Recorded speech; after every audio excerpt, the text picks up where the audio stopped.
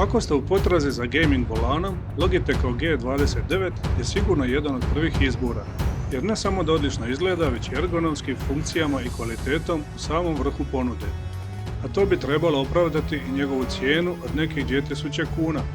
Cijeli je obložen mekanom kožom kao izvrsno prijanja uz dlan, a dva ugrađena motora će učiniti da sve mehaničke vibracije vjerno prenese na vaše ruke, pa ćete imati osjećaj kao da se vozite u pravom trkaćem autu. Dvije izbačene tipke iza volana pomažu kod ručnog mijenjanja brzina ili za neke druge funkcije, a pedale koje dolaze u paketu s volanom će vjerojatno poslužiti samo naprednim igračima jer je takva vožnja jako zahtjevna. Na volanu se nalazi mnogo tipki radi što boljeg podešavanja funkcija volana, pa ga tako možete podesiti u detalje. Sam volan je moguće okretati do 900 stupnjeva, pa nijedan zavoj neće biti problem i u najlabavijem podešavanju. Za prikaz podešavanja funkcije volana koristim igru Dirt Rally 2 koja je kao stvorena za ovaj uređaj jer je kao i on realistična skoro do savršenstva. U kartici opcije i dodaci izaberite podešavanje igre i u prvoj opciji izaberite želite li voziti automatskim mjenjačem koji se preporučuje početnicima ili ručnim i hibridnim opcijama koje bi ipak ostavio za one naprednije u igri. Ostale stavke u ovom izborniku prepišite ako želite laganu vožnju, a lako ih možete mijenjati po potrebi.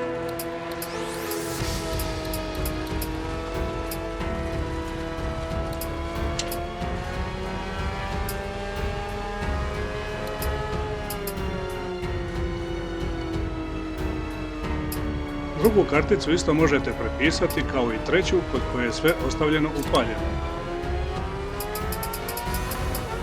Po povratku na izbor priključaka, izaberite koji priključak želite koristiti, a u ovom slučaju je to naš Logitechov G29.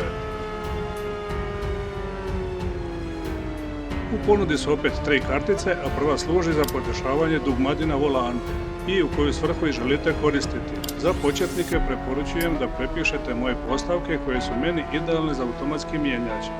Jednostavnim klikom miša na određeno dugmetu pridodajete određenu funkciju. Pa tako, na primjer, nakon klika na ubrzanje stisnite gas na svojoj pedali i automatski će toj funkciji biti pridodana ta značajka.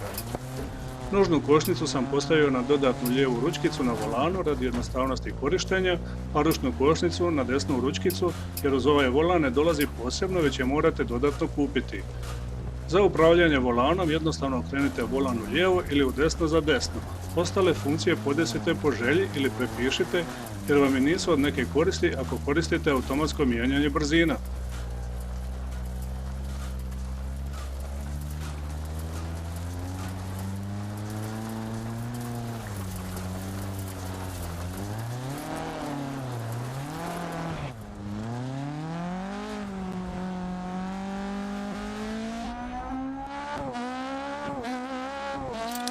Kartica za napredno podešavanje volana je najvažnija stavka koju morate podesiti prema vlastitom doživljaju, jer ćete u suprotnom imati veliki problema prilikom vožnje.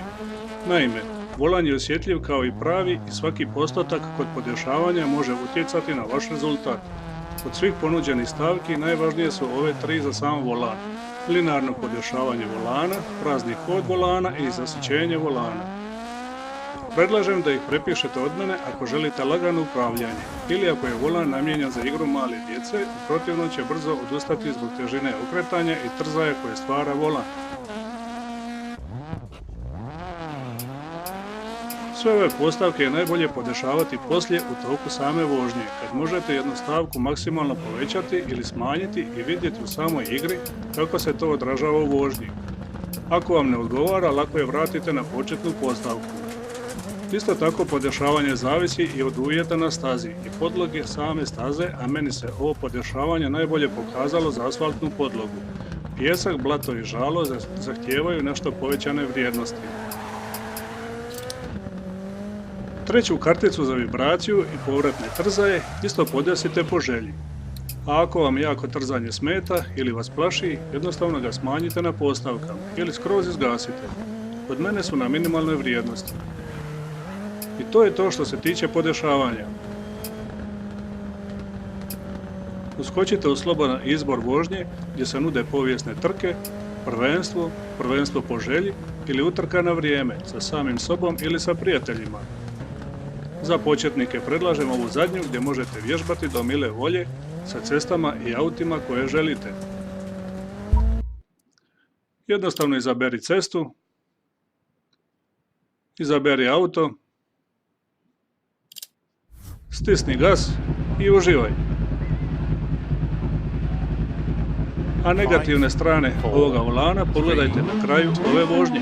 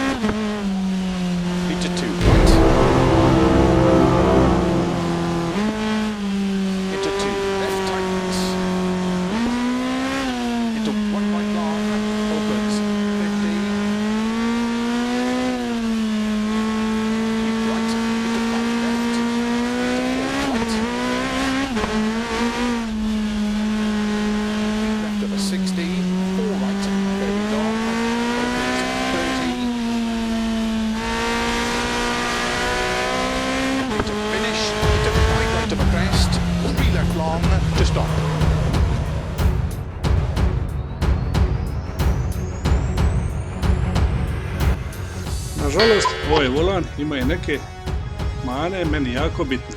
Prvo je što nema nikakvu fizičku tipku ili dugme za gašenje, pa se prilikom svakog pokretanja kompjutera volan sam automatski kalibrira.